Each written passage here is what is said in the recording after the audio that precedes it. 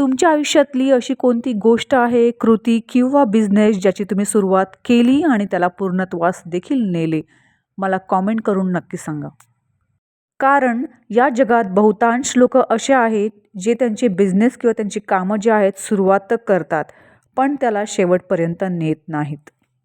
अतिउत्साहात सुरुवात तर होते, बट जेव्हा संकटे येतात, अडथळे येतात, तेव्हा त्यांची गाडी तिथे अडखळते आणि ते कुठेतरी थांबतात.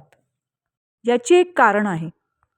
कारण त्यांच्याकडे शेवटपर्यंतचे प्लॅनिंग नसते. त्यामुळे तुम्ही देखील एखादे काम जर सुरू करत असाल, तर त्याचे प्रॉपर प्लॅनिंग शेवटपर्यंत करा.